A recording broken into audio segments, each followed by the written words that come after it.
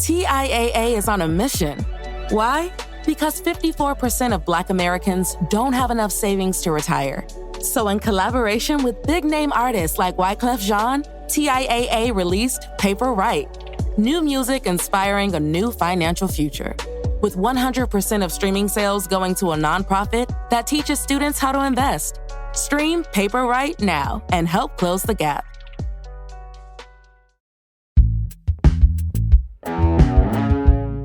Today on CityCast Boise, the city's geothermal system is the first and largest in the country, heating dozens of buildings. But some recent leaks point to some much-needed updates. City of Boise geothermal expert Tina Riley is here to explain the latest on this very cool resource. Plus, she shares a hot tip on a new downtown development. It's Tuesday, January 23rd. I'm Frankie Barnhill, and this is what Boise's talking about.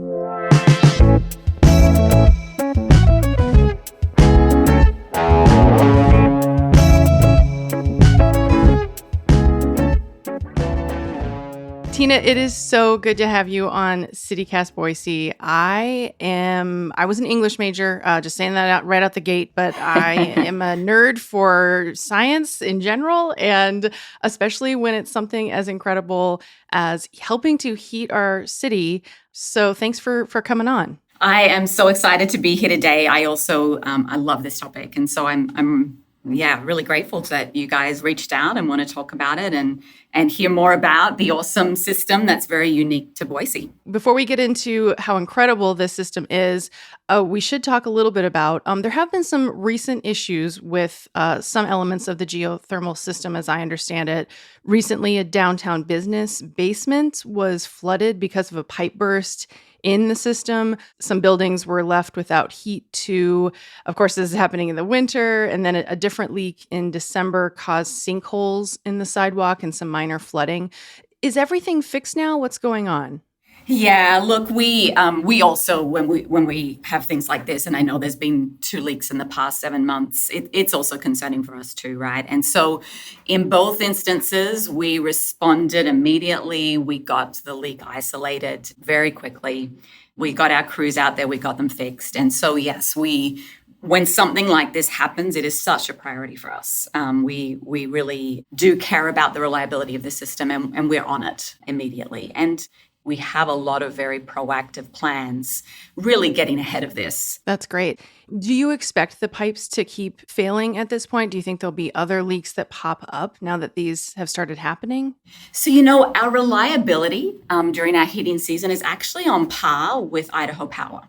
One big difference is that when we have a leak, it tends to be quite dramatic. It creates steam if it makes it to the surface. And if it's nighttime, the way that the lights kind of look through that, it does tend to get a lot of attention. Very apocalyptic or spooky. Yes. Essentially, this system was constructed back in the 1980s. And the system's a very simple design. We have 4 production wells that are essentially over in the foothills, and they bring water up from this aquifer that is heated. That's really based on the geology and quite unique to Boise. They funnel it down through the piping system of downtown. We have this network that enables us to heat the buildings, and then we inject that water down at Julia Davis Park. About half of it is the original material that was used. That material is nearing its end of life. Okay, so these pipes, though, they're made of asbestos cement pipes, or they're being switched out? Where does that stand? Yeah, so they are, some of them are original asbestos cement pipes or fiberglass pipes. This material is a more brittle material, and the nature of it is individual pipes that are held together by metal fittings, which are more prone to corrosion. Okay. And so what we are actually replacing it with, and we've been able to, about half of our system now has been upgraded, and we have a really proactive program to continue the replacement. We're replacing it with a product that is state-of-the-art, high-density polyethylene, HDPE for short. This material is very durable. It has a lifespan of 70 to 100 years. It's actually also used by the gas companies now as well. And what's actually really important about this is the design of it's very different. So the pipe lengths are fused together. So we don't need metal fittings that hold the pipe lengths together, which has been kind of our weak link. That was the cause essentially of the 2 leaks that occurred in the last 7 months. I see. We are excited that I think this is going to really have a difference for our geothermal system. Okay. Yeah. So what's the timeline for when all of the pipes and the fittings that won't be metal anymore will be replaced? Is there a timeline for that? So each summer is our downtime, right? That's where buildings aren't requiring the heat. So it's our off season. And so we work in conjunction with the highway district from the county, with CCDC, which is the Capital City Development Corporation. And they're doing a lot of the replacement, upgrading roads, other things downtown. And so when they have the road open to minimize the cost and also to minimize the impact to the public downtown, we use those time periods to replace the system. And so we have been doing about 1,500 linear feet the last couple of years. This year, we've got another project that will be down 10th Street, replacing another 1,500 linear feet of each our supply and our collection line. We have been able to replace a fair chunk of the more critical lines, and we've got a few more of those to go. But bottom line, we are on it. Okay, yeah. I mean, I think about all the grumbling that happens in the summer with the construction in downtown in this past year, and I was definitely somebody who grumbled a little bit. But now I know that if I see that, it may be that there's some great renewable resource that I really like and think is cool is being repaired or being upgraded. So that's good to know. So Tina, we don't want to focus on just on the recent problems. Thanks for addressing that, what's going on with the system right now. Just stepping back, I just feel like we are so lucky. And it's kind of something that I think a lot of people in the Treasure Valley, maybe you've thought about it in the past and just like, it's just part of your everyday existence if you work in downtown in one of these buildings that uses geothermal heat. But I think a lot of people don't recognize how unique this is. Cities around the country are jealous of this renewable resource. So what's so special about Boise's geography? Give us a very quick, I don't know, 3rd grade, 5th grade level science lesson on what allows us to tap into this geothermal energy. Oh, great question, Frankie. And I love this topic. So, the way I like to describe it is that the geothermal is a natural resource, right? And when you kind of just step back for a minute, a lot of places have different natural resources that are set up as a result of the geological setting that is beneath their feet.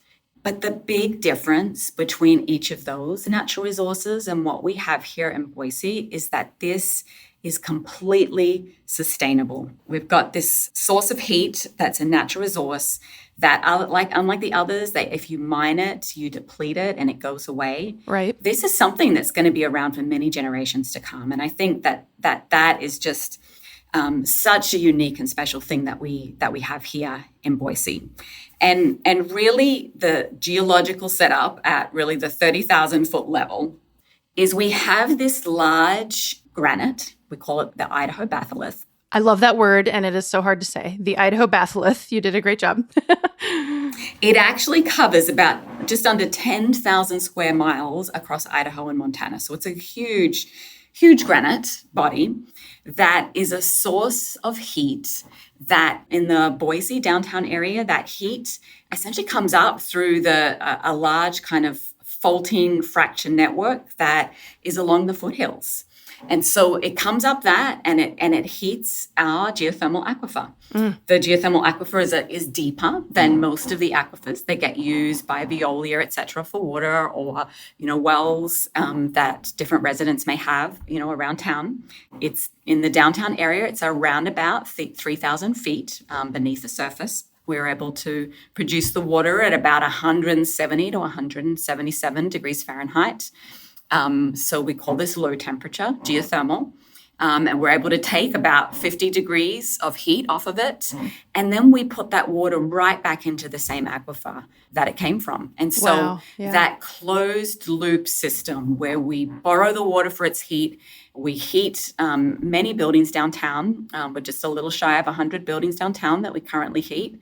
And then we put it right back in where we got it from. So a wonderful, sustainable, clean, affordable, local source of heat that I think is just such a great source of pride for Boise.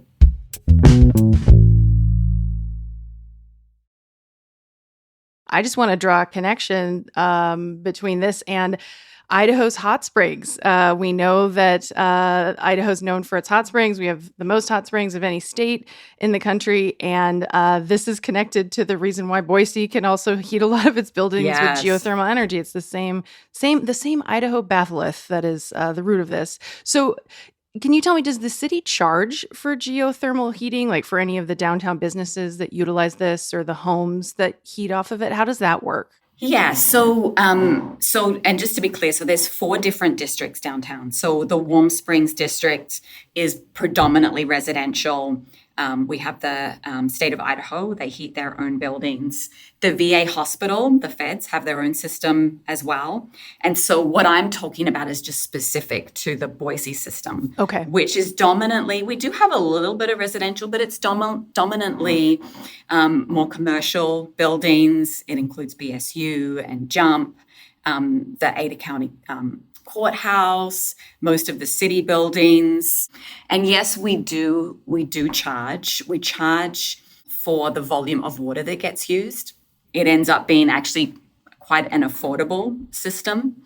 Obviously, the alternative is typically natural gas. But we pump the water up out of these wells and into this piping system.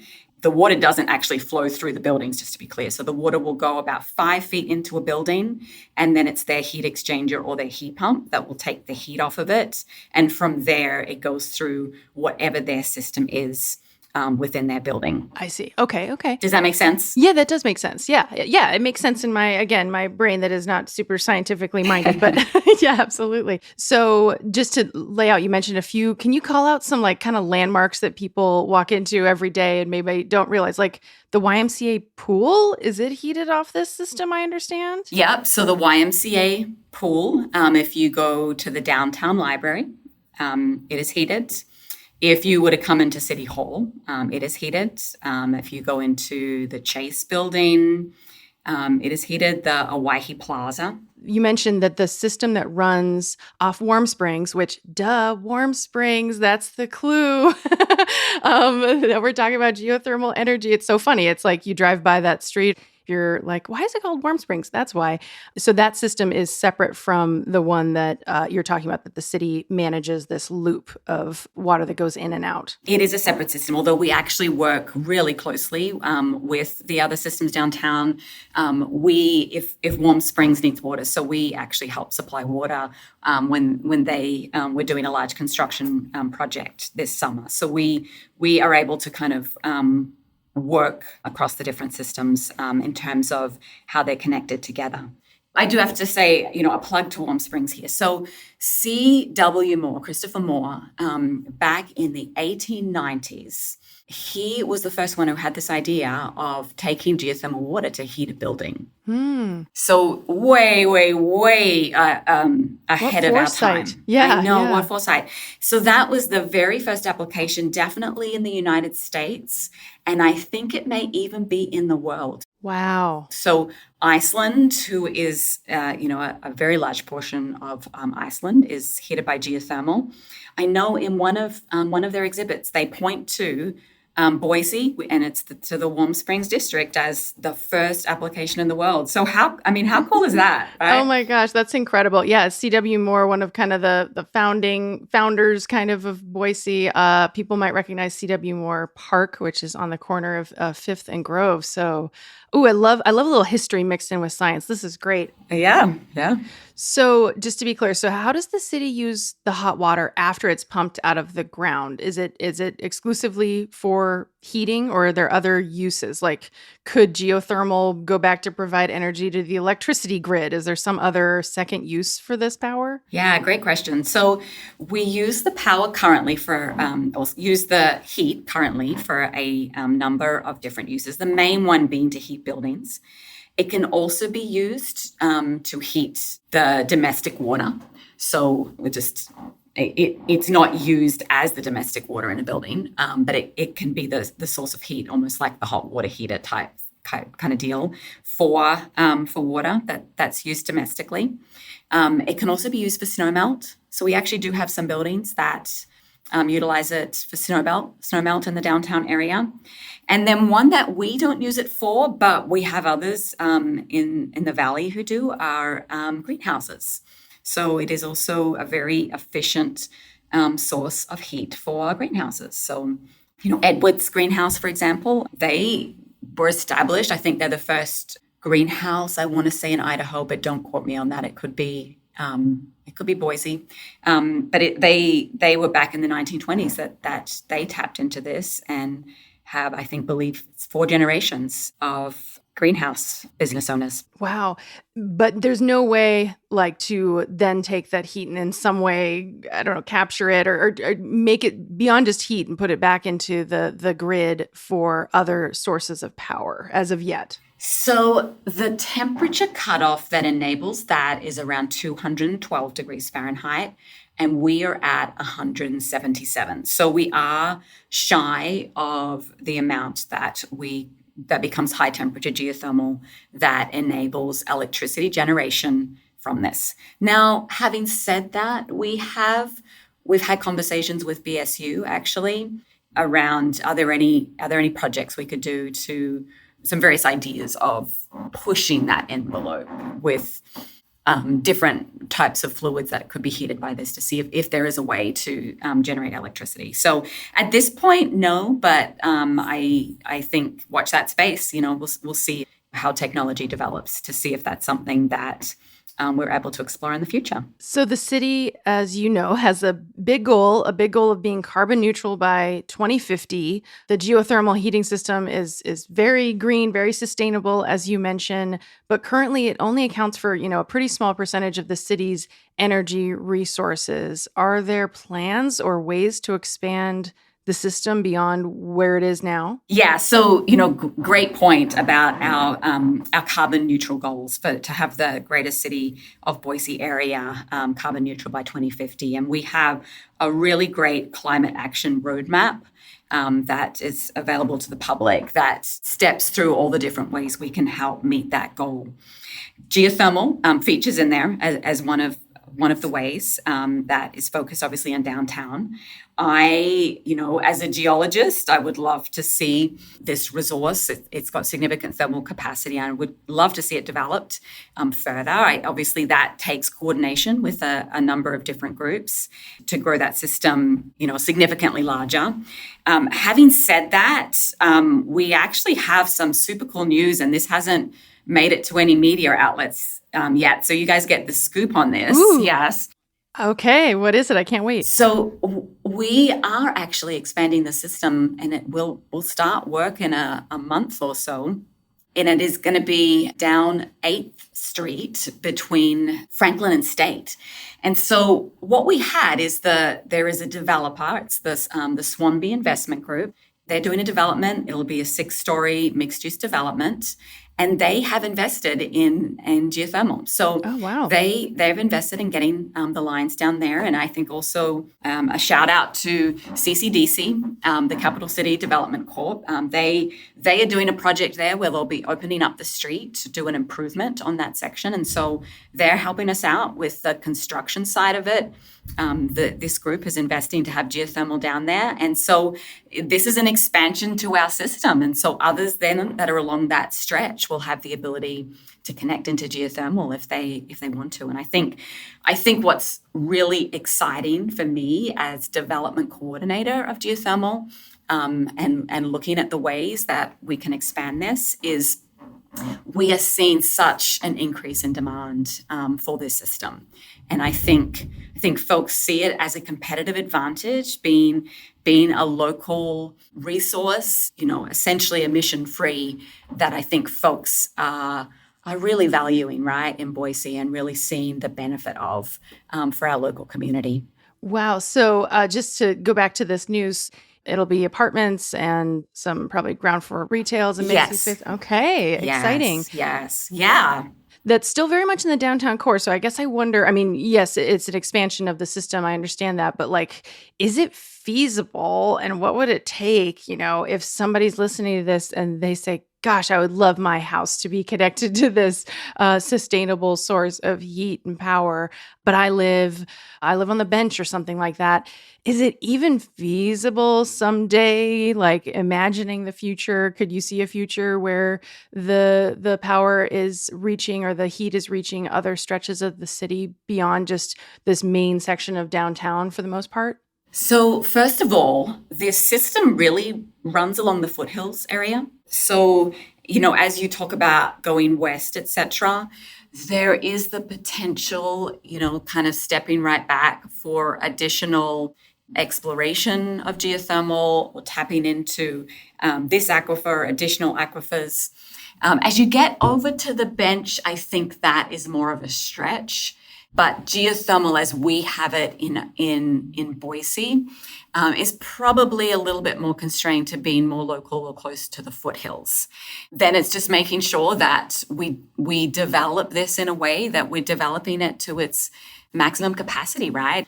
And obviously, as part of that, there's a lot of coordination with a lot of different groups to make it, any expansion efforts happen. Okay, Tina, I've mostly avoided really bad puns through this conversation. I'm proud of myself, but I do have to ask, do you have any more hot takes on geothermal that Boiseans should know about? Well, it's the heat beneath our feet. That's our main pun ourselves referring to it.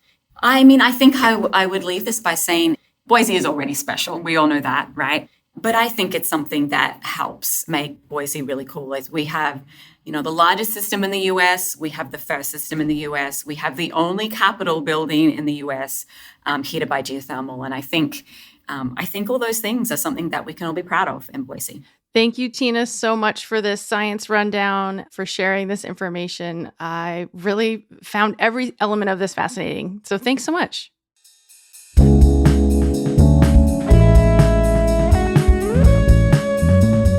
Okay, that's all for today here on CityCast Boise. If you like learning about your favorite city with us, be sure to check out our website, boise.citycast.fm. We'll be back tomorrow morning with more local stories. See you then.